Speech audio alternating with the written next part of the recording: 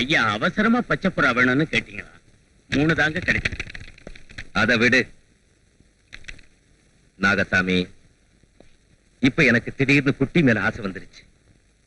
அத உடனே கொண்டு வந்து என் மடியில வச்சு கொஞ்சணும்னு நினைக்கிறேன். நீங்க எந்த குட்டியை சொல்றீங்க? புலி குட்டியடா. சொல்லுங்க நாகசாமி. காட்டுல ஒரு புலி குட்டி போட்டிருக்கு. தாய் புலி செத்து போச்சு. ஆண் புலி தான் பாதுகாப்பு. அத வேட்டையாடணும். நாளைக்கு ஐயா புலிக்குட்டியோட விளையாடணும்.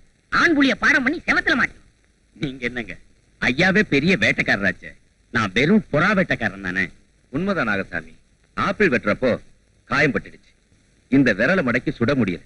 கூட நான் வரேன். குறி பார்த்து நீ சுடு. ஆகட்டுங்க.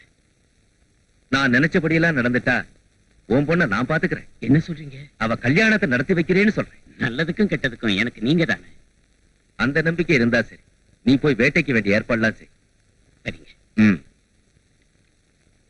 டேய், அதுக்கு மேல நாங்க பாத்துறோம்.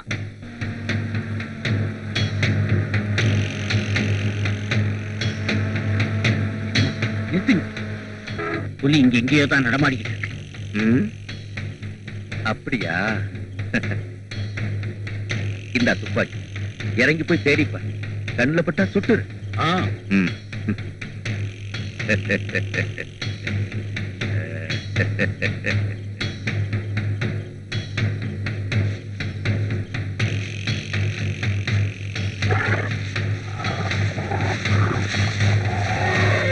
அண்ணே, புலி சுடு சுடு.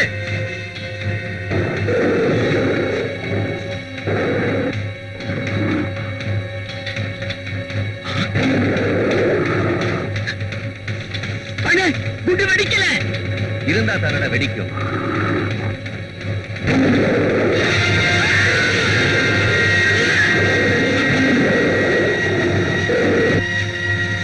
இனிமே ஓம் பொண்ண நான் பாத்துக்கிறேன். நீ நிம்மதியா சாவு.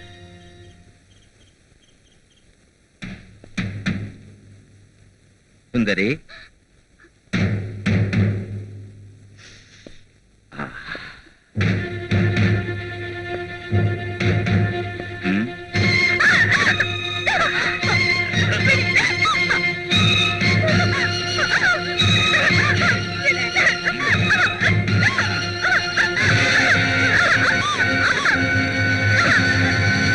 களி ஊரே திரண்டு திருவிழாக்கு போகுது.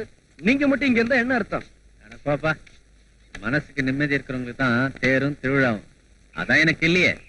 இல்ல, வெளியே போனாதானே கிடைக்கும். சரி, உனக்காக வரேன். இப்படியே வா. திருவிழாவை நான் தான் பார்க்க போறேன். திருவிழாவை என்ன பார்க்க போகுது? சும்மா வாப்பா.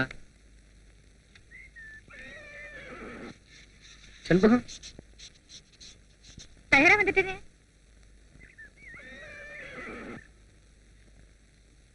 என்ன இப்படியா வரப்போற? திருவிழாவை நான் தான் பார்க்க போறேன். திருவிழா என்ன பார்க்க போறது இல்ல. வாங்க போல. இந்த கிண்டல் குசும்பெல்லாம் உங்க பொம்பளை ஜாதிக்கு மட்டும் கை வந்த கலையா இருக்கு. அது எப்படி? புரிஞ்சு நடந்துக்கிற ஆம்பளையா இருந்தா நேரடியாவே புரிய வைக்கலாம். உங்க மாதிரி ஆம்பளைங்களுக்கு குத்தி காட்டி தானே புரிய வைக்கணும். இப்ப நான் என்னத்தை புரிஞ்சுக்கல? புருஷன்காரன் நீங்க இந்த மாதிரி வந்தா பொண்டாட்டி புது துணி கட்டிக்குவாளா? ஓ, அப்படி வேற இருக்கா? ஊரு நடைமுறையே அதாங்க. 4 சுவத்துக்குள்ள கந்தலை கட்டிக்கிட்டாலும் 4 பேருக்கு முன்னாடி பட்டும் பகட்டுமா தான் போகணும். இது பொண்டாட்டி பெருமைப்பட்டுக்கிறதுக்கு இல்ல, புருஷனை பெருமைப்படுத்துறதுக்காக.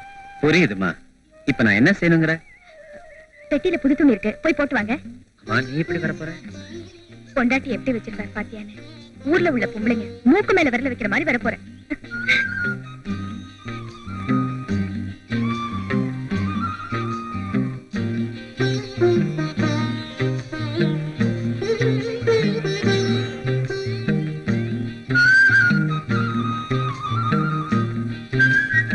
வெற்றி எனக்கு தான் வெற்றி. உனக்கு வெற்றினா எனக்கும் வெற்றி தான். போலாமா? உண்மையிலே எனக்கு தான் வெற்றி. எப்படி? உங்க 2 பேரையும் மணமக்கள் குலத்துல வர வச்சிருக்கனே, அது எனக்கு வெற்றி இல்லையா? நிஜமா சொல்றேன். உங்க 2 பேரையும் இந்த குளத்துல பாக்குறப்போ செண்பகம் மாதிரி தங்கச்சி, உன்ன மாதிரி மச்சானி இல்லைன்னு ஏக்கம் தட்டுது காளி. நீ ஏங்குற அளவுக்கு நாங்க இருக்கோம். கொஞ்சம் முன்னால சொன்னீங்களே, திருவிழாவை நாங்க பார்க்க போறோம், திருவிழாவா எங்களை பார்க்க போகுதுன்னு. இப்படியே போனீங்கன்னா திருவிழாவே உங்களை தான் பார்க்கும். அப்படி ஒரு ஜோடி பொருத்தம். பொறுத்த உருவத்திற்கு சந்தோஷம். சரி சரி வாங்க போலாம். ஏதாவது தனியா பேச போறோமா? அதுக்குத்தான் நான் உன்னை இங்க கூட்டிட்டு வந்திருக்கேன். நான் கேட்க போறத மறுக்காம செய்வேன். வாக்கு கொடுக்குறேன், கேளு. செண்பகத்துக்கு கடைசனா இருந்து அவளை காப்பாற்றணும். முடியுமா? களி ஆமா முத்து, நான் நாளைக்கே அந்த சின்னதுரையை வெட்டிட்டு ஜெயிலுக்கு போயிட்டா செண்பகம் அனாதை ஆயிடுவா. அந்த சின்னதுரையோட விடுதலை நான் நெருங்க நெருங்க வேதனை என்னை வாட்டிக்கிட்டே இருக்கு. நீ சம்மதம் சொன்னா நான் நிம்மதியா இருப்பேன். எனக்கு புரிஞ்சிடுச்சுன்னு அர்த்தம். என்ன சொல்ற நீ? கட்டின மனைவி அனாதையா விட்டுட்டு ஜெயிலுக்கு போறமேனு நெஞ்சு உறுத்தி இருக்கும். அதை நிறுத்தறதுக்காக உங்க நண்பர் அண்ணன் ஆக்கிட்டீங்க.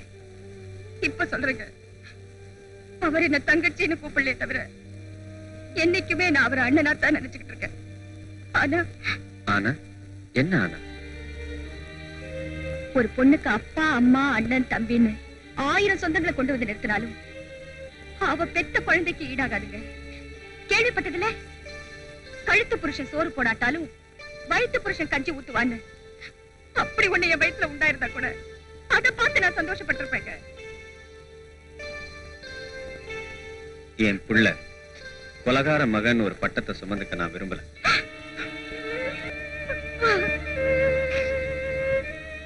அவரை தடுத்து நிறுத்த என்னால முடிச்ச கடைசி முயற்சியும் பண்ணி பார்த்துட்டேன். பலந்தா இல்ல. இதுக்கெல்லாம் ஒரே ஒரு வழி இருக்குமா? என்ன?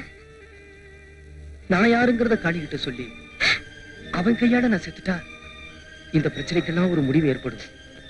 நானே செய்துகிட்ட தற்கொள்ளன்னு என் கையாலே லெட்டர் எழுதி வச்சிடுறேன். தண்டனையிலிருந்து அதை அவனை காப்பாத்து. எனக்காக யாரும் சாக வேண்டாம்.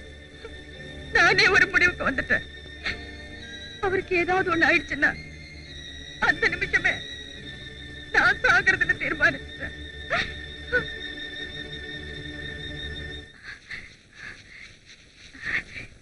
என்னங்க ஒரு சந்தோஷமான விஷயம் சொல்ல. நானும் கொஞ்சம் சந்தோஷம். பல தடவை சந்திச்சிருக்கேன். ஆனா அப்பெல்லாம் ஏற்படாத ஒரு துடிப்பும் வேகமும் இப்ப ஏற்பட்டிருக்கு. காரணம் நீங்கதான். நானா? ஆமாங்க. அந்த சந்திப்புக்கு பிறகு நிச்சயமா உங்களால எங்களுக்கு ஒரு விடிவு காலம் ஏற்படும் என் உள் மனசு சொல்லுது. லதா, உங்க அப்பாவை விடுவிக்கிறது மூலம் ஒரு நல்ல குடும்பத்துக்கு உதவி செஞ்ச மனைநர்வு மட்டுமல்ல, நீ சொன்ன மாதிரி பண்ணையார் குற்றவாளியா இருந்தா அவனை அடையாளம் காட்டின பெருமை எனக்கு வரும். அது நினைச்சு ஒரு பக்கம் சந்தோஷப்பட்டாலும் இன்னொரு பக்கம் வேதனையும் பட்டுட்டு இருக்கேன். ஏன்? அதுக்கப்புறம் எங்க நாம சந்திக்க முடியாம போயிடுமோன்னுதான். ஓ வாழ்க்கை ஒரு விடுகதனா, என் வாழ்க்கை ஒரு மர்மக்கதனா தான். அது எப்படி முடியும், எங்க முடியும் எனக்கே புரியல. அதனாலதான் என் மனசுல வீணான கற்பனைகளை வளர்த்துக்க நான் விரும்பல. அது எப்படி முடிஞ்சாலும் சரி, உங்களோடதான் என் வாழ்க்கைய முடியணும். அத மறந்துடாதீங்க.